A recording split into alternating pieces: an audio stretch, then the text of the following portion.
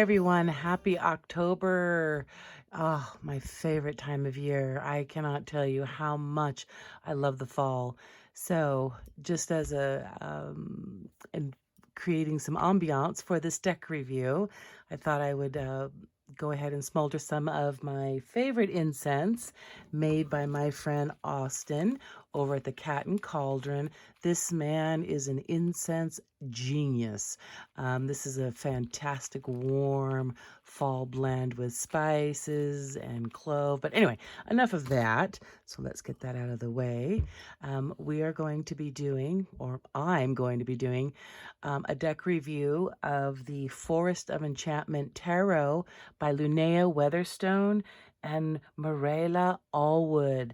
Lunaea actually has done the Mystical Cats Tarot, and Meraylah has illustrated numerous decks, and on her website you can see some of her artwork, which is absolutely exquisite. This deck is a brand new release.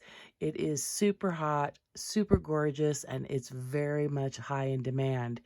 I just want to put a shout out though to my family who owns the Cat and Cauldron here in Taylorsville, Utah.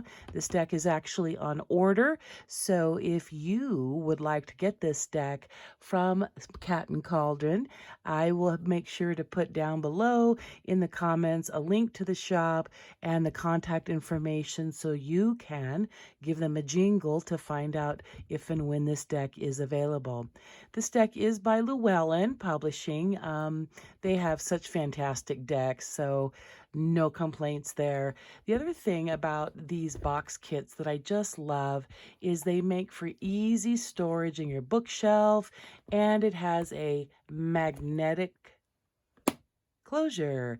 I have taken off all the cellophane off the box and the deck just to expedite the making of this video. So let's go ahead and dive right in.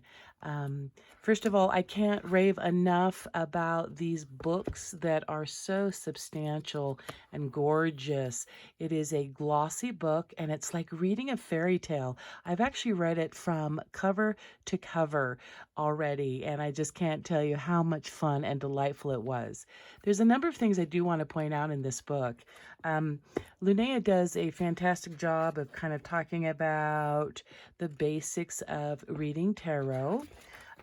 She also goes into a brief description of the major arcana, and each card is already fully illustrated, and there's a one-page description, like a backstory. And then she goes into sharing a meaning at a glance and also a closer look. This is just a little bit of a background with a cute little comment or phrase that really just gives the archetype of the card some dimension. The other really awesome thing about this book is she spends some time sharing with the purchasers of this deck some more information and spread ideas. Now, normally I am not one to do the spreads in the back of the book that the deck creator recommends or suggests, but hers look so fascinating to me that I'm excited to try them.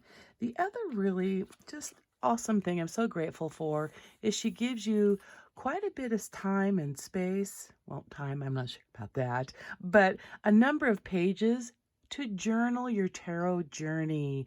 Anyone who is a tarotista like me, we cannot advocate enough the importance of journaling. So let's go ahead and put that book aside and get right into the deck. It has a fantastic little ribbon that helps you lift the deck, and there's a beautiful illustration here in the bottom of some swans. I don't know if you can see. My lighting is horrible, and I apologize for that. The back of the cards have beautiful owls on them, and it is a duality of a deck. It's reversible.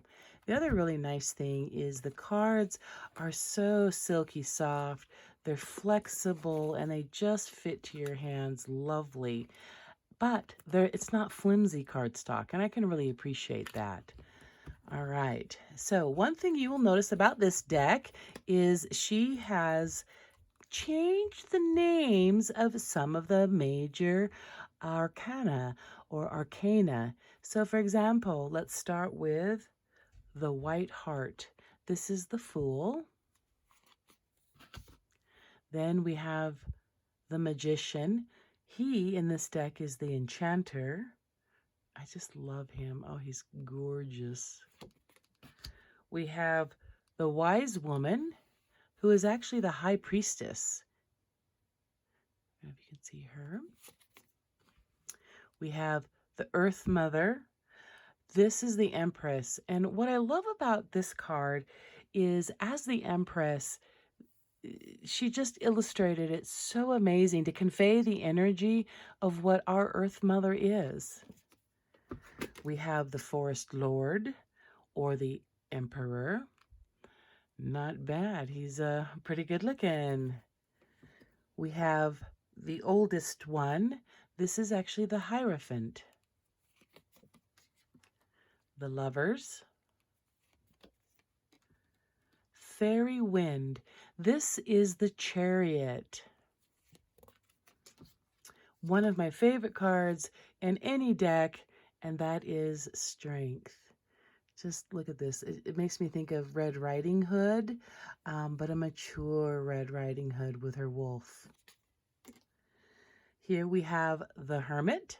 One thing I just love about this card is my last name is Badger, and we have a little badger here. He looks like the one in The Wind in the Willows. We have the Enchanter's Wheel. The Huntsman. He actually represents justice. Suspension.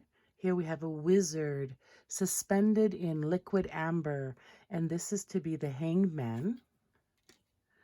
The Black Shuck. He represents death.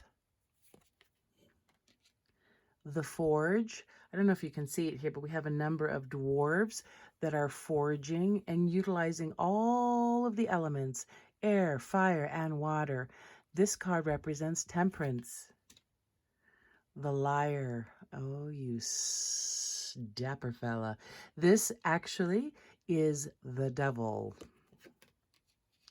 Another one of my most favorite cards in this deck is the Folly, or the Tower. We have Starlight. Oops, excuse me. Starlight.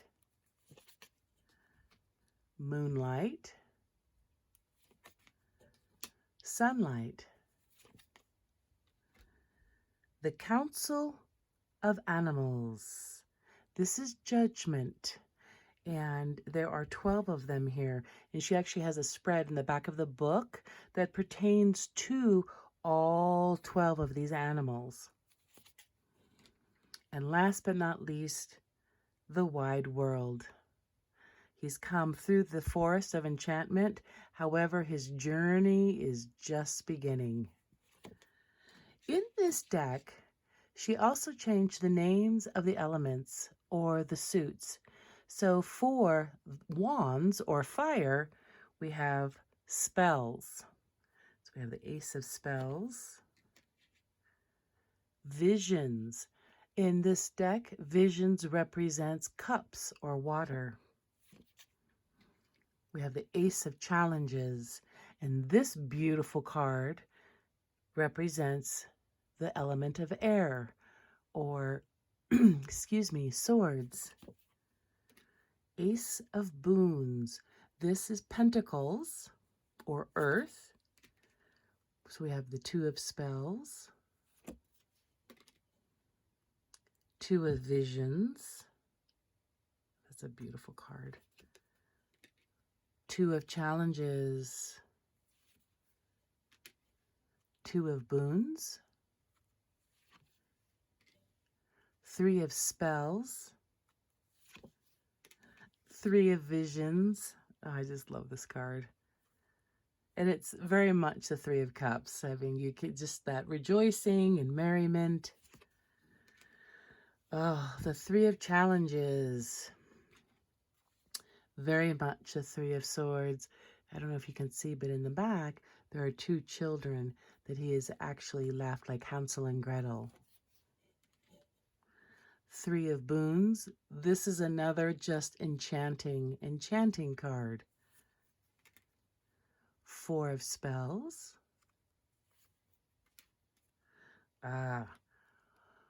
Four of Cups.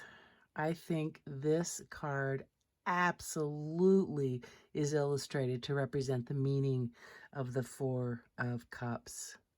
He just looks so bored, so apathetic, just not wanting anything. We have the Four of Challenges. The Four of Boons. Oh, look at those trolls and their pies. Five of Spells.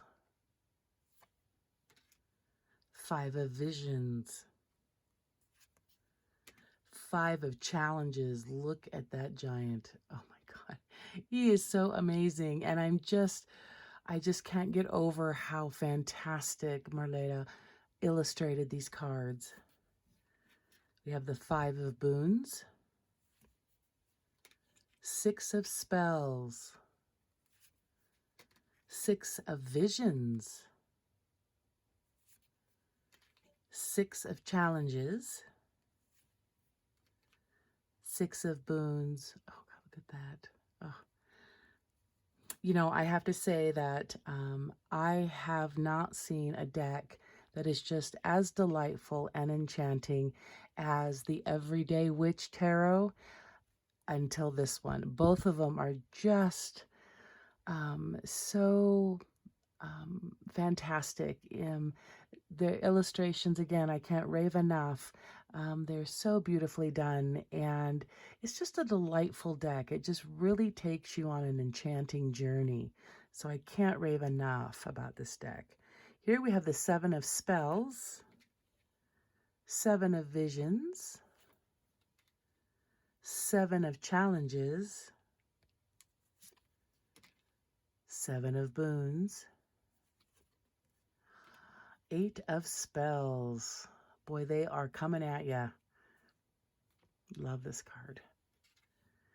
Eight of Visions. Oh, Eight of Challenges. These are the swords cards that I just loathe. They just evoke in me sometimes just sadness. But also, too, insight on how to move forward and to find a way out of the jungle that you have trapped yourself in. Here we have the Eight of Boons, Nine of Spells, Nine of Visions, Nine of Challenges, Nine of Boons, 10 of Spells, 10 of Visions. Got to love the unicorns. Sorry, my cards are in the way here. 10 of Challenges, 10 of Boons. In this deck, too, she did not utilize the standard hierarchy of the court cards. So instead of a page, a knight, a queen, and a king, we have a child, a seeker, a weaver, and a keeper. So here we have the Child of Spells, a Child of Visions, a Child of Challenges, a Child of Boons. You know he wants to eat some of that cottage. This makes me think of Hansel and Gretel again. Seeker of Spells. So this would be the knight equivalent. The Seeker of Visions. Ooh, the Seeker of Challenges. This is someone you do not want to mess with. We have the Seeker of Boons. Now we're getting into the Queen equivalent. So here we have the Weaver of Spells, the Weaver of Visions, the Weaver of Challenges. Wow. Okay, she also is someone I do not want to tangle with. The Weaver of Boons. The Keeper of Spells. So now we're into the Kings. Keeper of Visions. Keeper of Challenges. Oh, isn't he magnificent? And last but not least, the Keeper of Boons. So there you go. Again, this is the Enchanted Forest Tarot. Whoa, sorry, a little card avalanche there. Oh, heck, just let them come out. But anyway, fantastic deck. I can't rave enough about it. I hope you enjoyed this quick flip through of the deck, and I hope this Enchanted Forest finds a way into your home and you make that fantastical, mystical journey through the forest. Thank you again, Lunaea, Weatherstone, and Meraylah, Allwood, for an amazing deck. Be blessed and definitely be abundant.